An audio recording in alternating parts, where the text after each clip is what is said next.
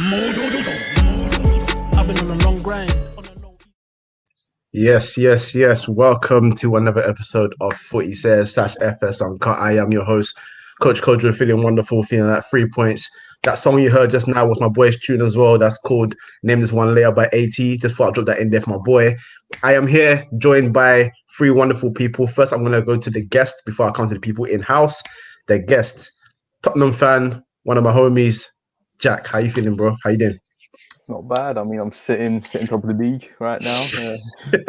A rare feeling that I don't feel normally, but and also Arsenal just took an L a few minutes ago, so I can't complain about my weekend, to be honest. Good. Well, I should have come to you last because that would have been a nice segue straight into that. But we'll get there. Don't worry, we'll get there. We can do it another way. Daniel, how you doing, sir? Yeah, I'm good. If we had this podcast yesterday, I would be fuming, but I cooled down after what happened at Brighton. But I'm sure we'll talk about that later on.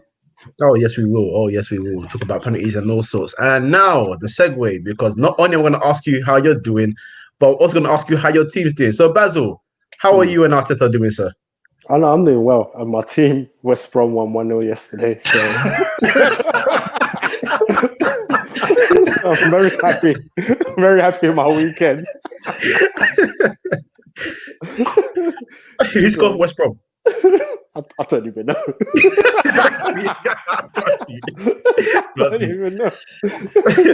But no, let's start Arsenal because the Arsenal game has just finished. It finished 2-1 to Wolves. I think a result that in this era, that's a result that pretty much everyone was kind of assuming would happen at this point. What went wrong today? It's too rigid at Arsenal. That's the big issue. I was watching the game today. We're so predictable. We pass, and it goes out wide. Even when it comes into the middle, there's always the urgency to go back out wide. I think the players right now, they're playing like robots. Ultimately, Arteta has the way he wants to play, and he's so rigid with it. Like there is no flexibility in his tactics or in the instructions that he gives the players. And you can clearly see on the pitch. And so teams have figured out how to manage Arsenal. And the biggest issue we have no threat in the box. So when it goes out wide, it's to no avail. They're crossing the ball into people who aren't even great aerially. As you can see today, Abba had a chance with the header that went wide. But if that's someone like a Girouds or someone who's good in the air, it probably goes in. But then I sit there and it's like, why are we playing out wide and looking to fling in crosses when no one is there to put into the back of the net? At the moment, Arteta once again. I know I always sound like I'm bashing Arteta, but he's just out of his depth. Let's call a spade a spade. Like literally, he's out of his depth. This is the wrong club for him to have come and managed. He should have been managed at a smaller club where he can actually work on things, build on things, and have less pressure. At the moment, the job at Arsenal is looking far too big for the man, and I think Arsenal are in trouble this season. Just being blunt. Well, I'm gonna read out the stat right now to you guys. Shots for versus against this season for Arsenal Football Club. This is West Ham. Arsenal at home, by the way. 7 shots, West Ham, 14. Against Liverpool, Arsenal, 4 shots, Liverpool, 21. Arsenal against Sheffield United, 6-6. Where are Sheffield United now? Just want you to remember that. Arsenal 12, Aston Villa 15. Arsenal 9, Leeds 25. Jack, you guys know how to shoot. Can you explain what's going on with Arsenal here? I think I look at what Jose did with us last season. We didn't have the set of players that we have now, and we didn't have the cohesiveness or the cohesion, that we do now as a team. And they didn't mold into a system at that point, as opposed to now. And what he did was what was a big frustration with me was he was playing in a very low block defensive style of football, even though it favoured a more attacking lineup. We had, obviously, our defenders were awful last season. We still have the same centre backs, but they didn't get implemented into a system. And it made sense to just go gung ho for games because we only really had an attack. We didn't have a defensive midfielder at all. But having said that, the players that Arteta has at his disposal, I don't know. It's as if he feels he has to play this way so that they can get molded into a system and prevent them from, obviously, just improve defensively as a unit first, and then I guess the attacking patterns of play will come later. but that's not happening, obviously. And some of the players that I think a lot of Arsenal fans that I know personally, they build up a lot just to put Arteta down in the end. I don't blame Arteta for this. I don't think Mikel Arteta is the biggest problem here. He is a problem, obviously. He is a factor. But some of the players you guys have, I'm looking at your starting lineup right now. Okay, so Gabriel, who's been impressive, David Luiz, Hector Bellerin, Ceballos, Xhaka, Willian, Joe Willock. That's half your lineup. That's half your starting lineup. And you can't fully blame Arteta for this. The players that you have at your disposal, you have to be realistic with your expectations. And a lot of Arsenal fans that I know personally aren't. They build these players up. And that's why they're going to a lot of them will put the blame on Arteta for that reason. There's other reasons, of course, but I just think it's down to the players we've got, to be honest. Yeah, even echoing what Jack says, I mean, our recruitment has been horrible for over a decade. You're talking about close to 13, 14 years, it's been horrible. Like I said, I think Arteta, the biggest issue, Arteta could sort of give himself a pass if he had an identified style at Arsenal that could encourage people to say, this is what we're going to be doing going forward. And I think that's where me as an Arsenal fan have the frustration, in that I have no idea what he's trying to do with the players. We can see we have creativity problems at Arsenal. And I'm saying is that, well, how are you looking to rectify that? And at the moment, he doesn't look like he knows how he wants to rectify that. And I think that's what I get frustrated with Arteta as a manager, that is very rigid in terms of how he sets up. I think if he tried a few things, I've always said I don't mind Arsenal losing matches if I can see where we're heading long term. But when we're losing matches and we haven't played well in any single game this season, bar Fulham, you have to question, well, what is the long-term future for Arsenal under Arteta when we played bad in every single game bar one? All right, that's understandable. Daniel, defensively, every team in the Premier League has issues. That's facts. But for years now, Arsenal have been poor defensively. We have been told that Arteta has improved them defensively, but so far this season, they've lost 3 games at home in a row. That is, I believe, their 5th loss of the season, or maybe even be 6th if I can remember all the results. Regardless, that's not good for a team that's trying to push for a European spot early in the season, so early in the season. What do you think they need to do to improve this defensive structure? Because they do play quite a defensive style of football, but it's just not working out for them. Do you think it's the quality of the players, or is there something that Arteta can fix about? Firstly, I think the quality of the players, like Jack said, is not good at all. Jack did say that he can't put the blame on Arteta for that. I don't think all the blame can go on Arteta, but Arteta deserves some blame. For example, in the summer, he bought Willian. I don't think time and resources should have been wasted on Willian. I don't think he was a priority. Giving somebody in the 30s a 3-year contract doesn't make sense. Wasted time and money on Pablo Mari. I don't really think he was the answer to Arsenal's defensive issues. That's already 12 million wasted on him, £100,000 a week wasted on Willian. Who else did he got? He brought back Dani Ceballos, who I don't know if you guys watched the game today or the game against Leicester or the game last week against Leeds. He's just poor, in my opinion. I think he gets away with the fact that he came from Real Madrid and he's Spanish. He just goes side to side. He gets the ball. He looks neat and tidy on the ball, and he just passes it sideways. No penetrative pass. With Arsenal, what they need to do to improve, I don't know. I can't tell you, because when Arteta first came, I won't lie, I was hoodwinked by him. I thought he was the answer, but at the moment, it's looking peak, because those stats you just read out. If we went back to last season and we looked at the start of Arsenal season, it was the exact same thing under Unai Emery, and people were getting onto Unai. So I think Arteta should get the same treatment as Unai Emery in terms of those stats, because you can't get outshot by teams like Villa, even though Villa today, same amount of shots as Sheffield United, who are last. It's just poor, very poor. Well, we'll leave it on this. In the 30 games, Emery won more and lost less and drew less. Anyway, We'll move on to a team that actually knew how to win their game this weekend, Manchester United Football Club. 3-2 winners. Now, I will say personally, in the first half, I was completely and utterly stressed. I was very annoyed at how silly the goals we conceded were, especially the first one. The second one is a great free kick, to be fair. But the first one, poor defending, and actually the second one as well, because it's a needless free kick to give away.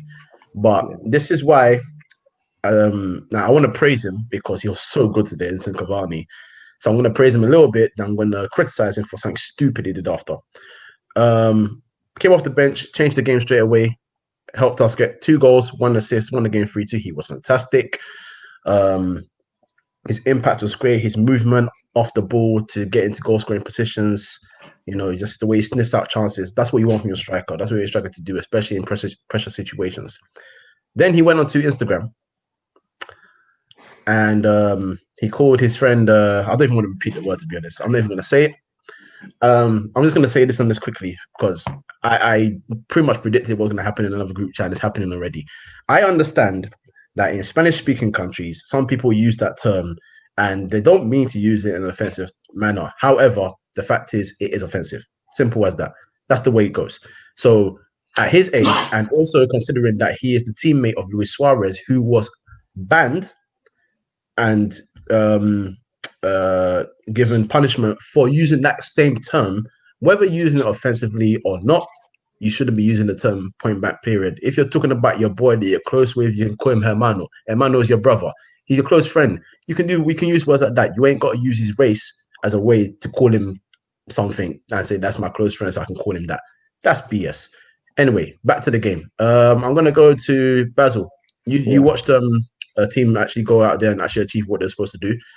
What do you think of Man United today? Listen, I hate Manchester United. I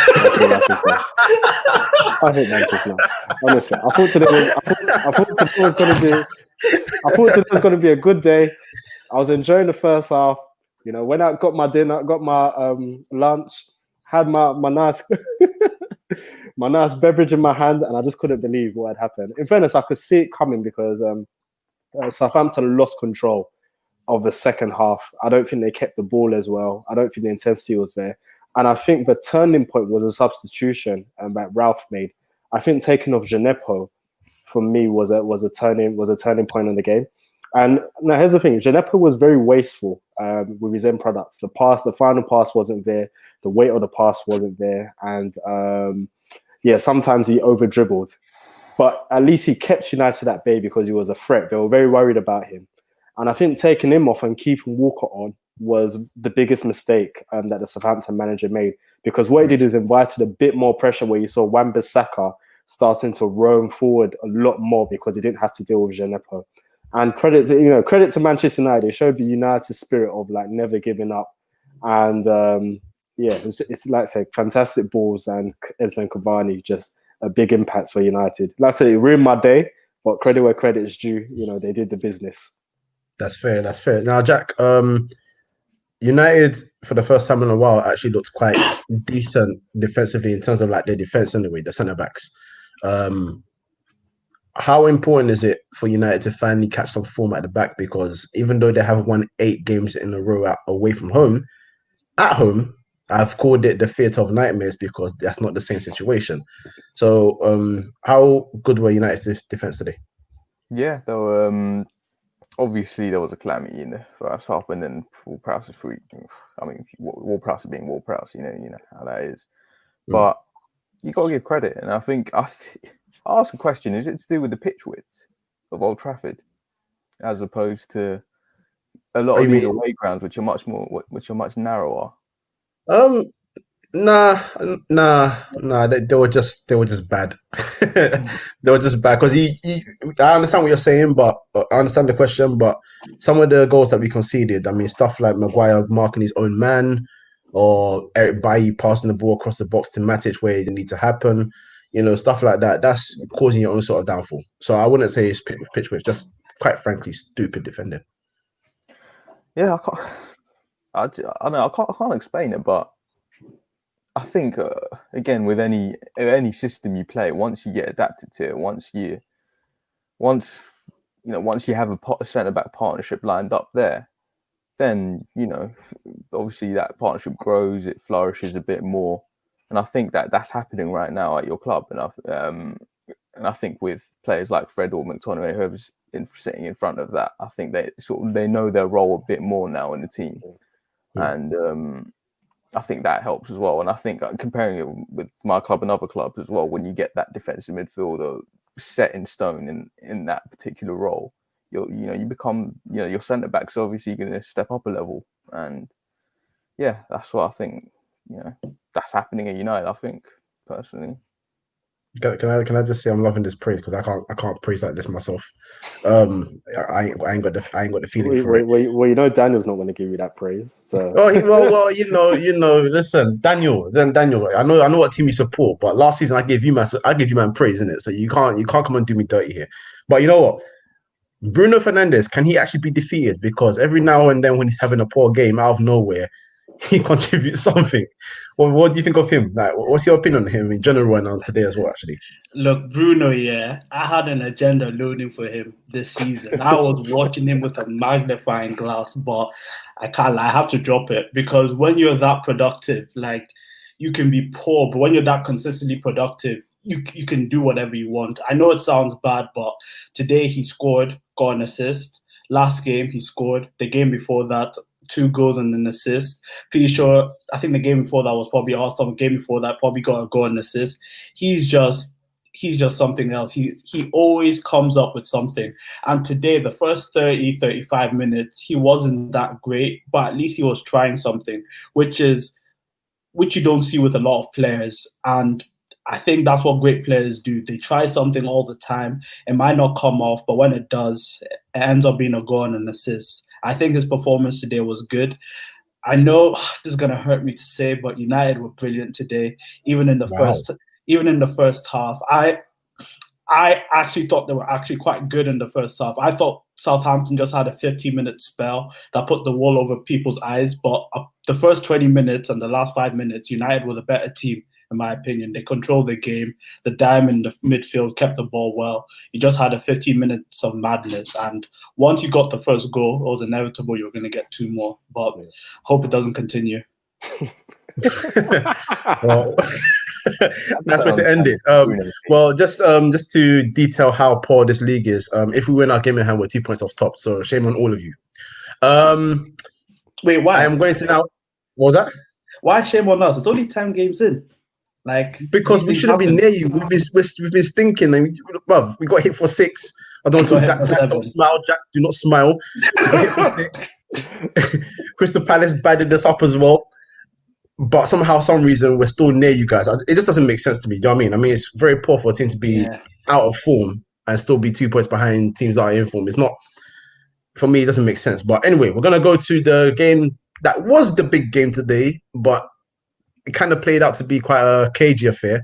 And before we get into that, I'm going to introduce our new guest, Mr. Daniel, Chelsea fan. My boy, how you doing, sir? What you saying, bro? How you doing? How we doing, people? Good. Yeah, this is Daniel from Eyes on the Ball TV. I love doing Eyes on. I ain't got a football yet. My football's done somewhere. Eyes on the Ball TV. I love doing that. But we're about to talk on Chelsea and Spurs. And because you just joined us, I would like for you to go first. What was your outtake on the game today? Because I knew it didn't look like a cagey affair. It looked like both teams were quite cautious, in my opinion. But what was your take on your team's performance anyway?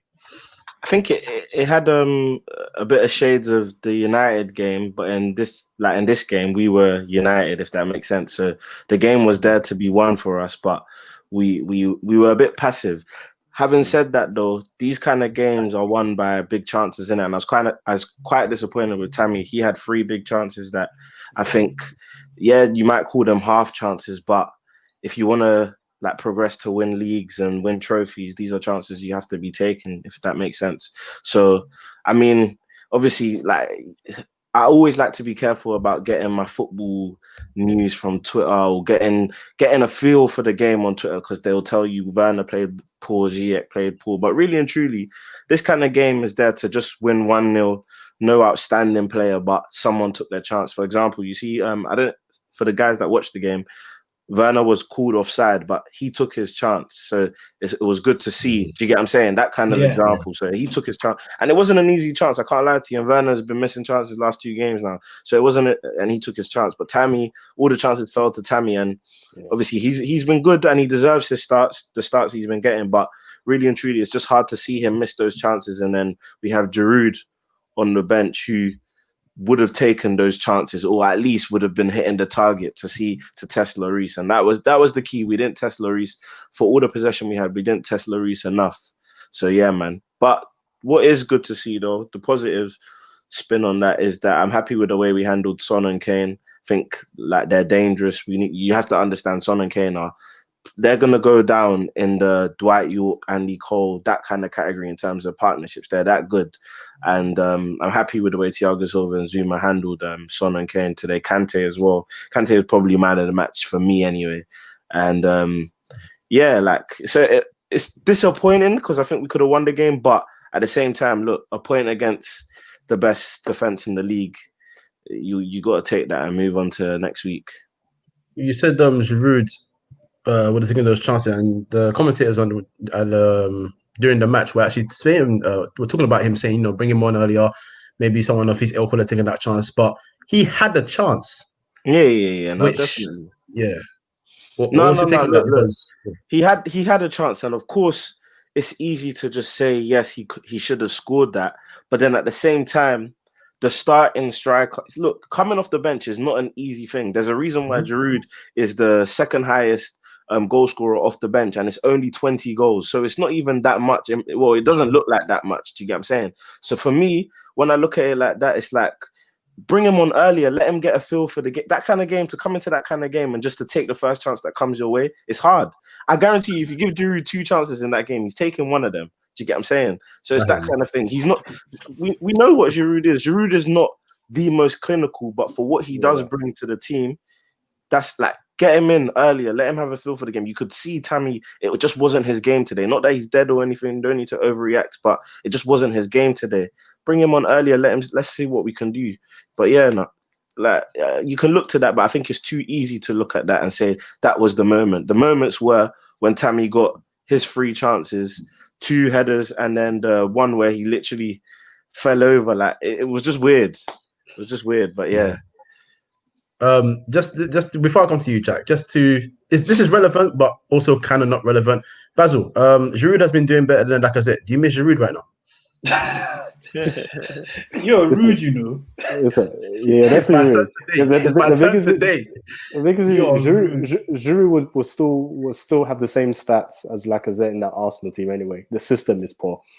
Actually, no, I'll take that back because obviously we're swinging in crosses. Giroud probably would get more goals. Can we go to someone else, please? I don't. I'm grieving right now, so let me grieve in peace while everyone else talks. All right, well, let's go to the obviously the best side in North London quite easily. Spurs, top of the table still. You got your point. Take it back to the top of the table this weekend, so you end the weekend back on top. Was this an overall good result for you? And what do you think of your performance overall? I said I would have taken the 0-0 before the game. I think with what Jose wants to do, he wants to stay on top as much as possible, and I think take away points from other teams in and around that part of the table. We've done that. I think particularly in away games, that's sort of his bread and butter. Set out for a draw, maybe sneak a win, and at home you beat them.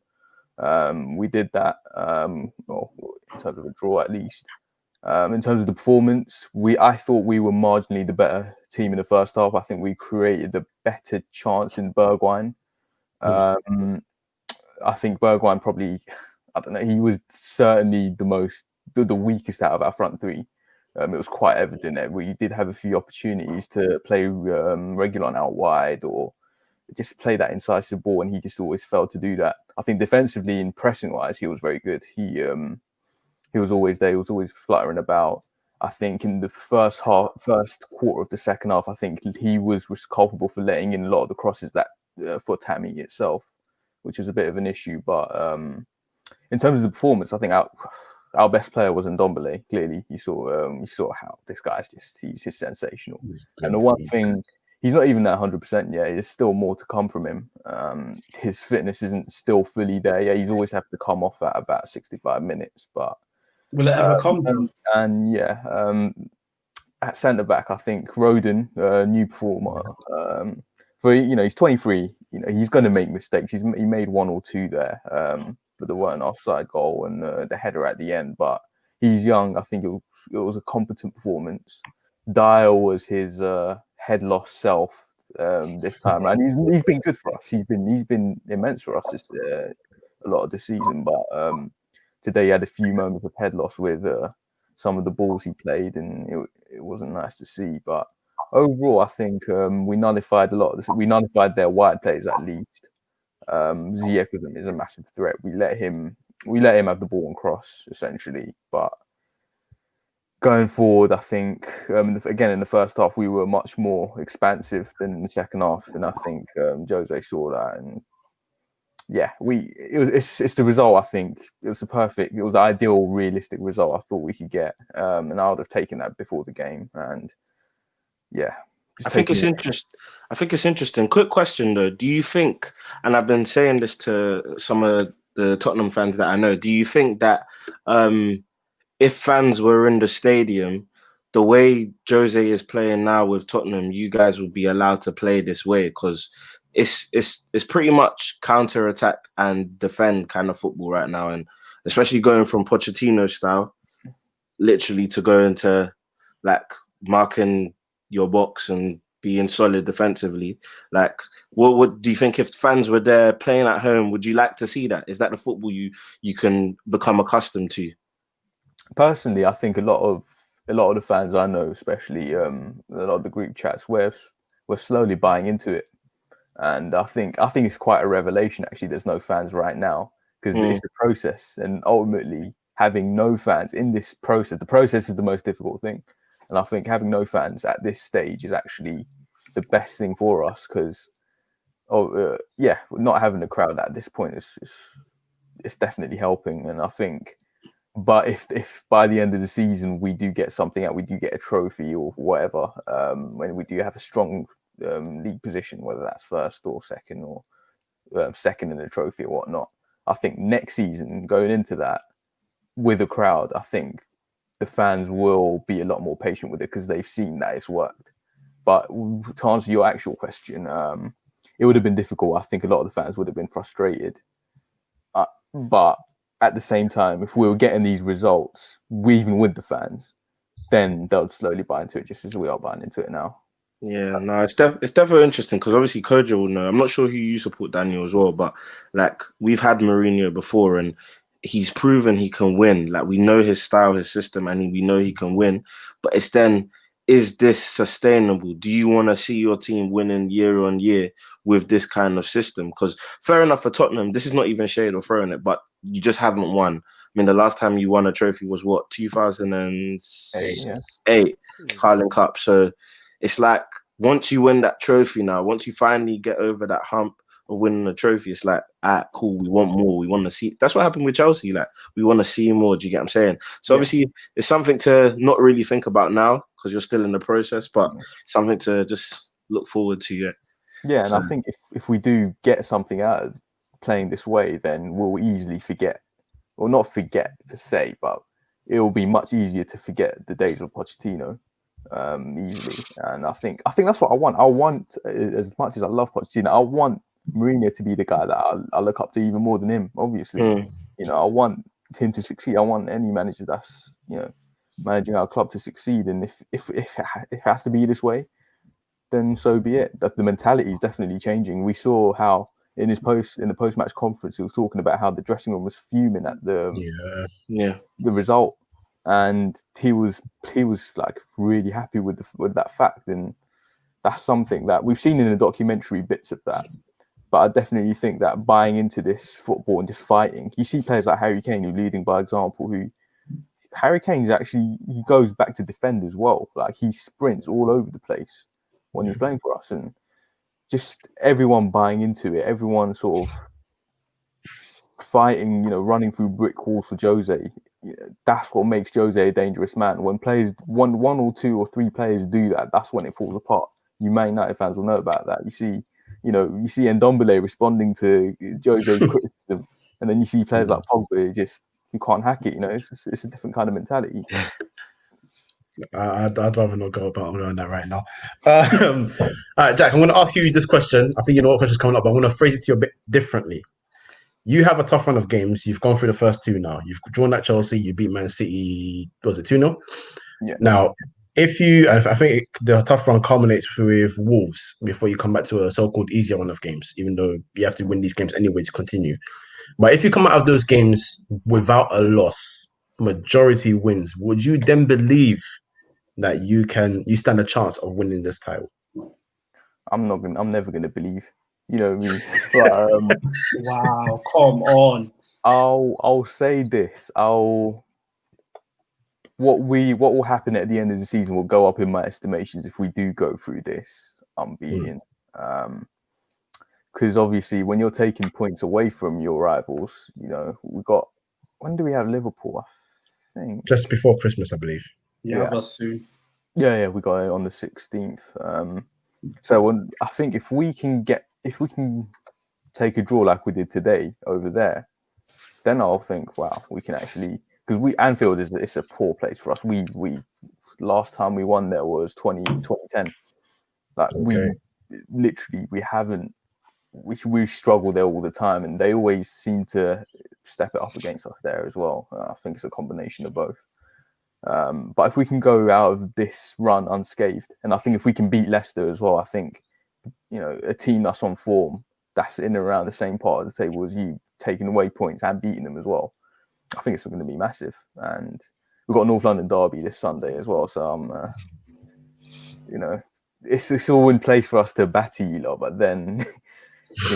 In the derby, anything can happen. We can probably take that 1-0 loss as well. So, but yeah, cool. If you go through that unscathed, then we'll be first or second. That's fair. Daniel, same question to you. You guys have gone about your business quite quietly, but you're doing well so far. You're still your 3rd place, I believe. So you're only a point off top as well.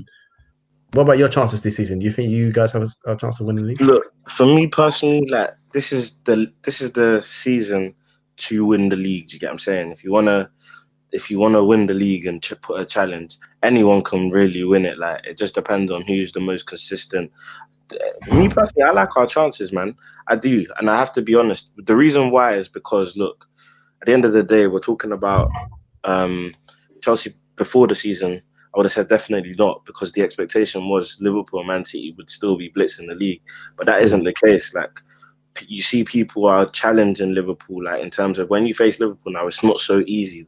Other team has chances. Brighton really should have won the game. Like no one talks about that enough.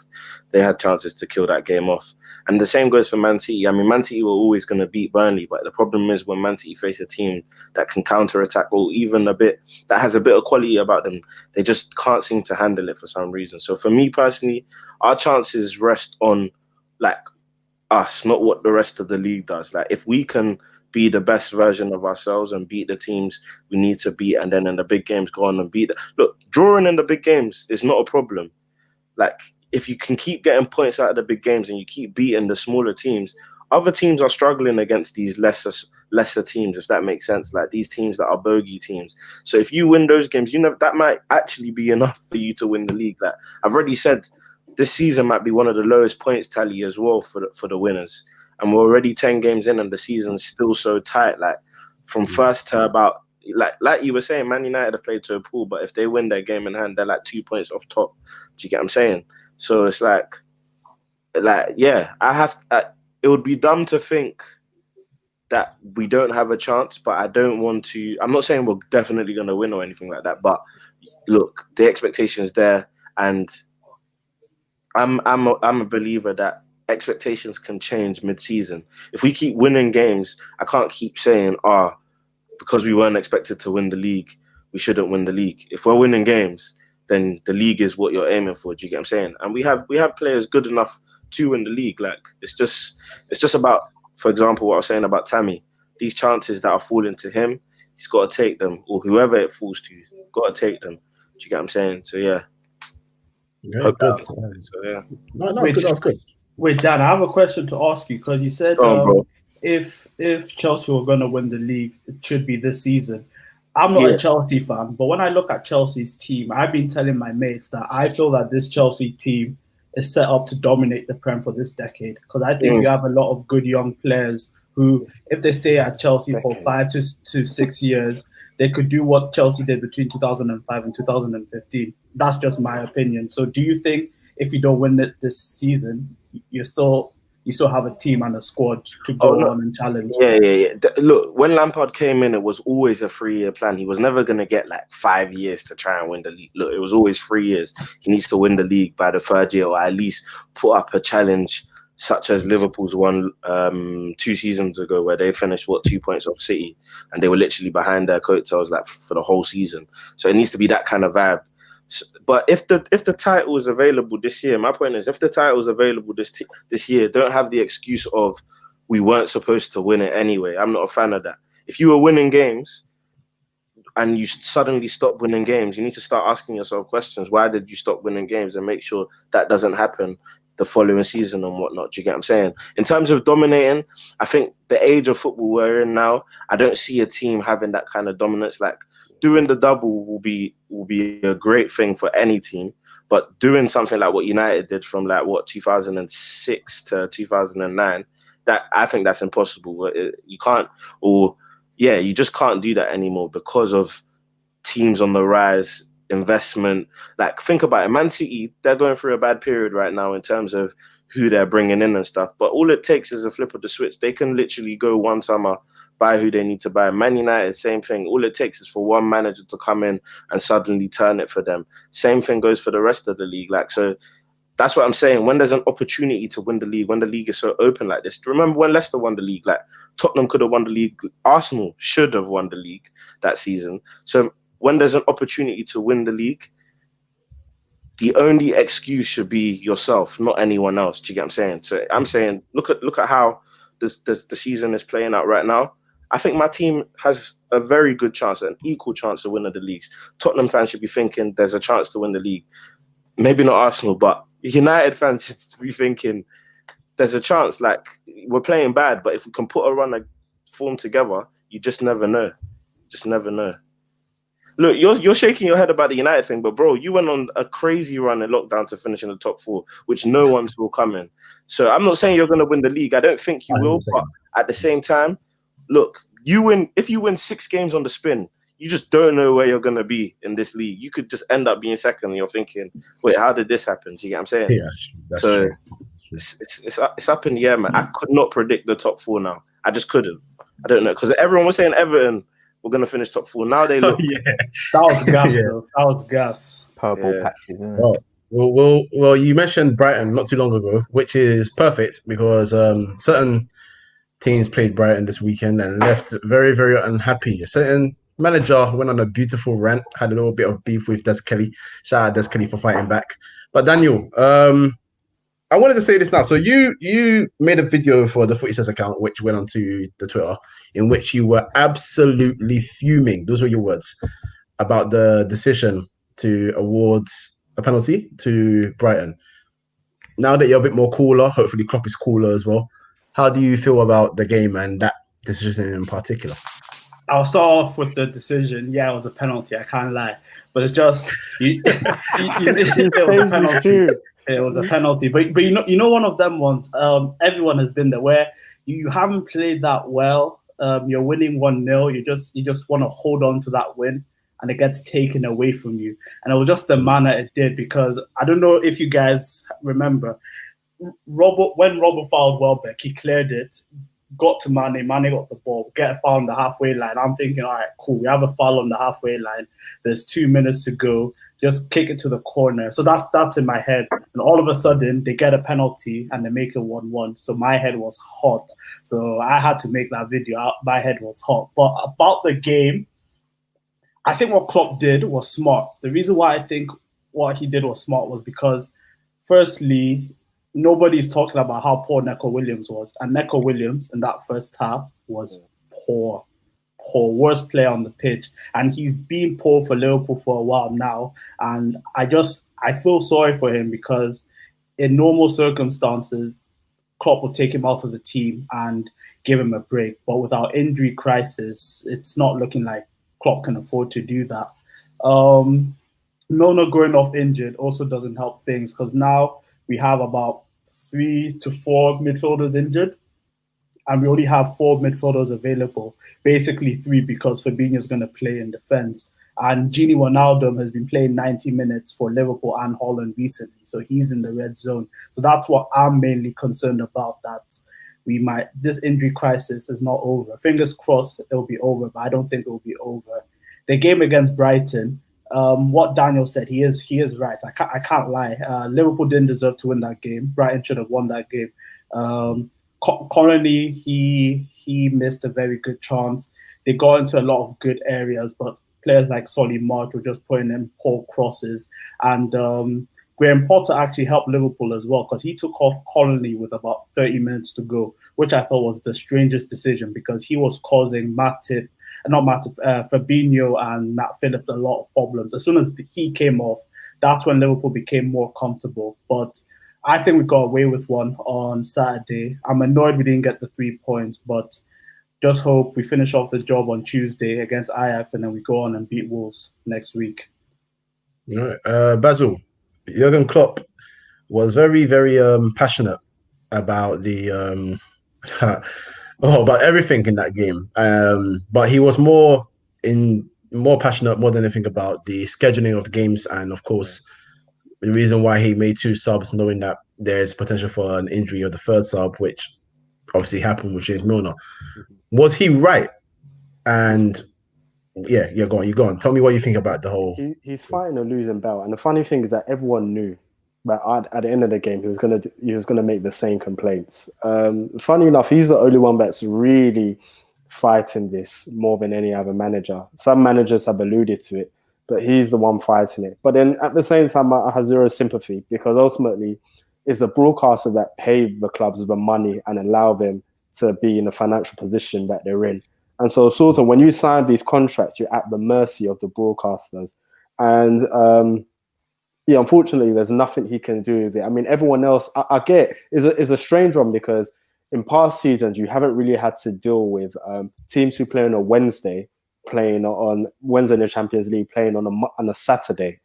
Usually they're playing on the Sunday. So it's a bit of a weird one, but at the same time, you need to understand that is different circumstances because of COVID, and every game is actually now broadcasted. And because it's broadcasted, they're looking to put the bigger teams in what they call the prime slots, because every game is broadcasted. So you can't really put teams in the 3 p.m. to where the 3 p.m. games aren't broadcasted, or the Sundays. You're talking now, matches are going on from Friday to Monday, and every game is broadcasted. So unfortunately, some teams are going to pick up the short straw. And unfortunately, I feel Klopp every week, he's going to complain about it. And I think Des Kelly's right. You're saying it to the wrong people, ultimately. If you're going to complain about it on the right channels. I don't think him doing it at the end of the game when he's drawn a game is going to have much of an impact. And I think after that rant, I think he's losing sympathy by many people who are just watching from afar. I have to butt in, because I'm obviously a Liverpool fan. I'm going to defend Klopp. I have to defend Klopp. Firstly, here we go. of course, I have to defend Klopp, because firstly, I was on Twitter and I was seeing bare people getting onto Klopp saying he's a sore loser. Are we forgetting that this is what Jose and Fergie used to do back in the day? Not complain about the schedules, but if a ref was bad, Fergie would get onto the ref. If a ref was bad, Jose would get onto the ref to deflect away from his players. They did that Bears back in the day, but that's besides the point. In terms of what Basil said, I agree with Des Kelly. I don't think Klopp went about it the right way. Complaining to reporters after the game isn't the right thing to do. But then you said that you said it yourself there, that this is different circumstances. So different circumstances should call for different solutions to a problem. Liverpool playing at 12:30. Yes, it's prime time, but at the moment it's lockdown. Everybody's at home, so every game is broadcasted. So there is no blackout period now. So there was absolutely no reason why we couldn't play at the 3 p.m. or the late game on Saturday. That's just my opinion. I think what it is, though, it's tough, isn't it? Because really and truly, it's been a build-up. Klopp's not the only person in these circumstances. I don't know if you've read the article as well. There was a journalist, who was actually blaming Klopp's training and rehabilitation regimes on the amount of injuries he's getting. So apparently, he makes his players take a high amount of caffeine. And that's actually what's causing the injuries. That's what a doctor/journalist came out and said. But in terms of Klopp and his rant, I think, look, it's frustration at the end of the day. I mean, I think it's misguided and misplaced. Des Kelly was literally the worst person to try and argue with. But I mean, yeah, he's frustrated, and it's understandable. I mean, as defending champions, to get that many injuries, like it's unfortunate. I can't lie to you. But at the end of the day, look, you've got a job to do. Do you get what I'm saying? And a lot is expected of Klopp and his Liverpool side. I mean, people are calling them the worst Premier League champions of all time, and it's things like this that should spur you on to try and basically show the world why you got the title in the first place. Do you get what I'm saying? I mean, look, Liverpool they've got a tough ask to try and stabilize the ship. The good thing about Liverpool is, in terms of the league, they're not losing. And if you're keeping yourselves there and thereabouts, when your players do come back, you can be a very, very strong side. Look at the number of players that can still come back into the side. We still haven't really seen Thiago. He's still coming back. Jota is looking like a man on fire. You got Trent to come back. You've got Gomez to come back. We're saying Van Dijk can still come back this year. So, like, I think you have to be optimistic. I'm not sure who Liverpool's next game is, but if Liverpool can keep getting points from their fixtures, like we were saying in the previous conversation, anything can happen. You never know what could happen this season. And for all we know, Liverpool could come back and win the league, and everyone will say at the end of the year, it wasn't surprising, they were supposed to win it anyway. When really and truly, the process to get in there was very, very difficult. So it's one of them ones. But in terms of the game, I just don't think you deserve to win. There's definitely a penalty. When everyone was shouting on Twitter, I decided to stay out of it because, I mean, at the end of the day, maybe Welbeck's reaction was late, but he kicked him. Like, he fully kicked him. Yeah. He did kick him. He did kick him. So, and in this day and age, especially, that's going to be a penalty. Connolly missed his chances one-on-one. I don't know why people are comparing the Connolly chance to the Salah chance. The reason why people are saying that Salah chance was so good is because Salah is so good, but that's not a chance for every player in the league. Do you get what I'm saying? The Connolly one is for a Premier League player, you shouldn't be missing that, in my opinion. Agreed. No pay penalty as well. Poor penalty, man. I can't remember, since the De Bruyne penalty as well, people don't really put penalties wide. I don't know if you lot have clocked that as well. Like, you can't be missing the target from a penalty for me. I agree. At least let the keeper save it. I agree. 11 yards, no pressure. You have to. Yeah, man. Yeah. My guy knows to take penalties. Jack, that's Bruno, by the way, for anyone that was wondering who I was talking about. Jack, he knows how to take them because they'll always be taken, but let's exactly. Regardless, he just has to take them. They hit the back and then never get a goal in it. You sound like a hater, man. So shout out my Ghanaian brother Welbeck. Anyway, Jack, European football, Champions League, Europa League has 5 subs. La Liga, Serie A, Bundesliga, other leagues as well. League only can go on and on. 5 subs. Premier League 3. Chris Wilder apparently is very, very selfish and doesn't care. And has 1 point. Remember that. And has 1 point. Yeah, he has 3 subs and 1 point. That's so rude. But do you think it's important for us to bring up 5 points? Because considering, if I was Wilder, even if I am on the side of bringing up back 5 subs, I would consider, I'm not playing European football, which means I play 2 games a week. Any advantage possible to get my team some sort of W against the bigger sides, I will do so whatsoever. 100%. Do you think it's important for them to bring back 5 subs, or do you see where Wilder's coming from also? I don't know. Consider your team as well, because you're in Europa League. The thing with European football is it's almost as if you're being punished for not success, but punished for doing better than other teams. And I just feel that what's the point in arguing it all? Ultimately, you're not rewarding anyone. It's helping him, his own team as well. At the end of the day, and regardless of what happens, everyone's going through everyone's going through the same circumstances. Everyone's going to have 5 subs. It's not technically unfair, regardless. Bigger teams are going to have bigger squads. That's just how it is. Regardless of whether you have 5 subs or 3 subs, you're going to have bigger squads and you're going to have an advantage regardless. So, I mean, to me, it seems like a ploy to just have a better opportunity to try and get at these teams when you get to play them. But I agree. And it's extenuating circumstances at the end of the day. We're in a different year. We've got no fans this year. You might as well just make exemptions for 1 year. It's not that deep, to be honest. Yeah, I agree. I agree with that. All right, now let's finish off on a bit of a sad note. We obviously found out today also. So obviously we lost Maradona. Was it 3 or 4 days ago now? Legend of the game, phenomenal footballer. Yeah. The whole country of Argentina in mourning pretty much shows you how important he was to that country more than anything as well. I'll ask Basil first. Basil, Yeah. Maradona, phenomenal footballer. Any fond memories of the magician? Yeah, I've got a lot of fond memories. Obviously, getting Argentina to back-to-back World Cup finals, being instrumental in them actually winning the World Cup in '86. But ultimately, what he did at Napoli, the way he just transformed Napoli, the way he was the main guy, the way he was, as people say, is very artistic on the ball. But one thing people don't appreciate is how many times Maradona was kicked on that pitch.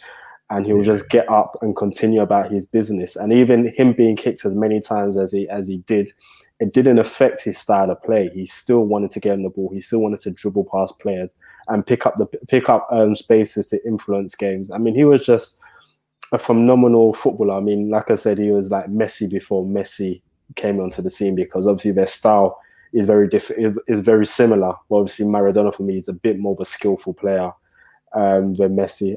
Ultimately, things like that was his blessing and his curse, because ultimately, I watched a few documentaries on Maradona in the past, and when you look at what that did to him, he was a player that couldn't handle the fame. And ultimately, I don't even think there's any modern player would have been able to handle the pressure that he received after guiding Napoli to their titles, in terms of he couldn't go to the shop without being mobbed by people. He couldn't leave his house without there being a mob of people waiting for like autographs. And ultimately, I think he was a misunderstood player. But I think for me, the most fascinating thing about Maradona was how hardworking he was in football. Even though he had all these vices and all his issues outside of football, if you actually watch his documentaries and see how dedicated he was for football, it was astonishing. So like I said, for example, he can go on a drug binge like 3-4 days a week, but then have 3 days where he was getting back into shape for the match on the Sunday. And even when you watch like his training regime for that, it was immense. One thing we don't appreciate is that even though he had all the talent, he was an extremely hard worker. And I think for me, that is, I appreciated that, because if I compare it to maybe a few Brazilians like Ronaldinho and Ronaldo, for example, where they had all the talent in the world, but if you ask people, they were terrible trainers. And so obviously you do have to appreciate players who have that ability and talent, but still have the work ethic to like work on themselves and improve themselves and ensure that they're match sharp for the match ahead. But yeah, like I said, for me, like I said, top 3 footballers I've ever witnessed in world football. And yeah, like I said, it's just a sad loss to the world of football. Cool. I'll do this. I'll say Daniel go first. Daniel Chelsea, then Jack, and then Daniel Liverpool. So a fond memory of Maradona. Daniel? I think for me, rather than the memory per se, because at the end of the day, I didn't watch him. It's more what people have told me and what I've seen and watched highlights. But for me, it's more like appreciative of the fact that football did once have 10s, these kind of players who were mavericks and were kind of allowed to be, look, you don't need to run, but when you get the ball, do your thing kind of thing. And that's more what I kind of appreciate. And it's sad to see the death of the 10. I mean, that's what my next episode is literally centered around, the death of the 10s. When you see guys like Grealish, Bruno, Havertz, all these guys in the league that can't be 10s, they have to play a certain role where they have to be defensively good and also offensively good. You get what I'm saying? So it's literally what's happened to Ozil. Why Ozil was on his way out in the league, because of that idea of the 10s no longer being valued. So for me, it's more appreciative of the fact that a guy like Maradona was allowed to work, to go to work. That's the phrase I always use when I watch basketball and stuff like that. Go to work. Like, he was allowed to go to work, do his thing. And really and truly, it's like, these guys were the guys you grew up watching on YouTube. You never typed in Kolo Toure defensive masterclass. You get what I'm saying? Or John Terry. No, you just didn't. That's not what you typed in. It's the truth. That's not what you typed in. When we all grew up watching football and wanting to play football, what we were typing in were the Ronaldinhos versus Ronaldo, Ronaldinho versus Maradona, Ronaldinho versus this other 10, to see the skills, see the dribbling, see how these guys will break lines and then play a little assist for a guy to score. So it's like, for me, it's just appreciative of the fact that these guys were once there. Hopefully in the future, when football evolves again, they come back, because we're seeing cycles in football. But as of now, they're not really there. And it's kind of boring, really. I want to see those guys come back into the game, man, because those are the guys you grew up watching. Do you get what I'm saying? It's a bit like the example I always use, just to wrap it up, is in basketball. We're seeing an evolution of basketball now where everyone wants to be a shooter. Everyone wants to be Steph Curry. Everyone wants to shoot threes. Those are the Mavericks that you see in basketball, where in the 90s, you would not have seen that, because it was all about the inside game. It wasn't about the 3-point shooting. So these Mavericks they're important pieces of football, man. So hopefully when the cycle comes back around, we get to see them again. So that's my take. I like that. Jack? I used to always debate with my uncles who were adamant that Messi is nowhere near the level of Maradona. And obviously they've seen both. I haven't. They witnessed both. I haven't. And I think in terms of fame and being worshipped, I think Maradona is like the Michael Jackson of football. Yeah. I think this guy will get mobbed wherever he goes in the footballing world.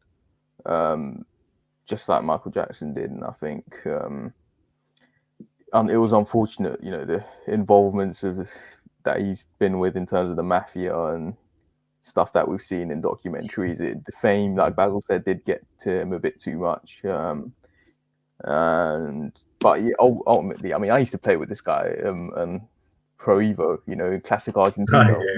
He bought the classic team. Brazil. Maradona's name was like Meridina or something. There's the answer for the cries. And when you play with that, the rainbows coming out of the ball when you play a replay. Yeah, I remember that one. Oh gosh, honestly, he was, but to Napoli especially, this guy. I don't think when you think of carry jobs, I don't think anyone's carried a team or carried teams as much as Maradona has, because and he's done it to success, to win the big, or they're almost the biggest trophies that he could have at the time. And he and some of the goals. The thing is, the goal that he scored against England will always be looked at, but he scored that kind of goal plenty of times. If you actually look at some of the compilations of goals he scored, that kind of goal has been scored so often by him. And people argue about whether players like him could do it in a cold, wet, windy night at Stoke. This guy's done it in worse. He's done it in worse conditions. Worse conditions. People need to allow that. And he just on the pitch, he is like the epitome of what you want in a footballer. The mentality as well, the fight, the seat, the shithousery, everything, absolutely everything, and obviously the ability, which is unquestionable. You can't touch it. Looking back on it, as much as I argued Messi is greater than Maradona, I haven't seen both, and I'll have to take my uncle's words for it. Fair enough. And Daniel, Fanny? Yeah, just like Jack says, because I have a lot of older friends or family friends, and they keep on telling me that if you think Messi is the best player ever, you wouldn't say that if you saw Maradona, and that is big praise, because for me, Messi is the best player that I've ever seen.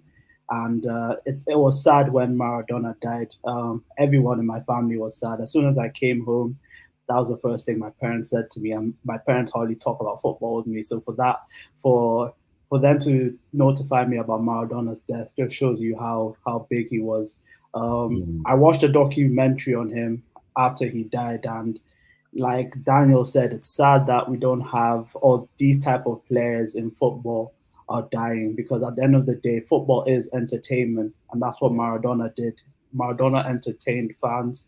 He made people love the game, and you've just seen it with the way Argentina have mourned him, Messi celebration, the way the whole of football are doing a minute's silence for him, just shows you how big of an icon he was in football. And football has really lost a great. So rest in peace, Diego. That's beautiful. And finally, Papa Diop passed away today. Only 42 years of age. I didn't realize he was still that young, considering his football career only ended not too long ago as well. So rest in peace to him. He had great moments, winning the FA Cup with Portsmouth.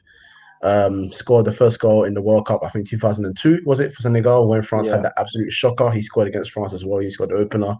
He scored a absolutely thunderous volley against my club. Yeah, that's the first thing that popped into my head, because that was ridiculous volley.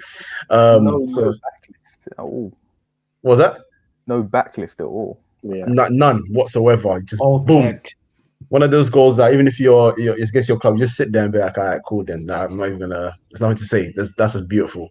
So rest in peace to him, and condolences to his family and obviously his loved ones as well. And he left a nice legacy here. I think 129 Premier League appearances, FA Cup win at Portsmouth. Portsmouth are not a club that win a lot, so he's part of that history as well. Very important history, very important for their history. So he played a huge part in that. So rest in peace to him. Yeah, so it's been a fun show. Before we go, obviously I love everyone to plug themselves, so I'm going to go to the Eyes on the Ball TV. Yeah. Daniel, plug yourself, bro. Appreciate it, man. My Twitter is, as my name is shown on screen, and but for all of my content, podcasts, all of that kind of stuff, Eyes on the Ball TV on all platforms, Insta, Twitter, and YouTube. Thank you, Daniel. Make sure you check that out. It's a great show. Great show. Jack, plug yourself, my brother. My Twitter is, as you can see it, THFC Jack, and also I'm part of Touchline Hotspur, so that's Spurs @Spurs_Touchline as part of Touchline Frackers, and we have podcasts every week, so yeah, follow us. Daniel, anything to plug? Any videos you want to share with people in particular? Yo, bad man. Nah, I'm part of FS Uncut. Just make sure to tune in every weekend. We do weekly reviews of the game. You can follow me at, as you can see there. So when in May we win the league again, you can see my celebration on Twitter. Okay. Well, what's today's date? 29th, 11. Don't worry, it's live. Don't worry. Everyone can see it. 10:23. I'm just putting it in my mind. Okay, and everyone can see it on YouTube. Literally 1 hour and about to hit the 3-minute mark. So just before, I remember that. All right, cool. And Basil, anything you want to plug? You know, your stadium, Arteta's address. What do you want to plug?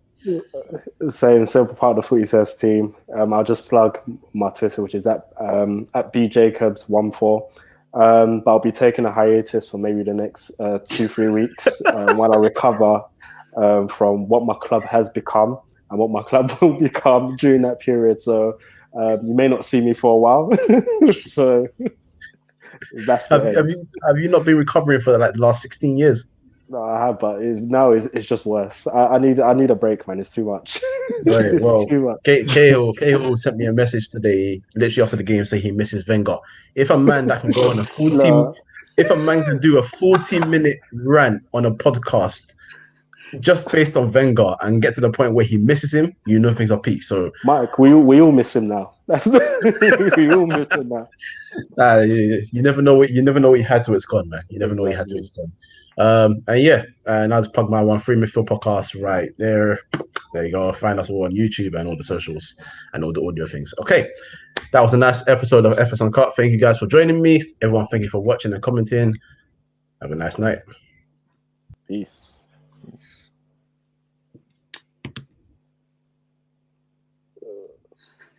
We're still live, you know. How do you unlive it? Or does Michael have to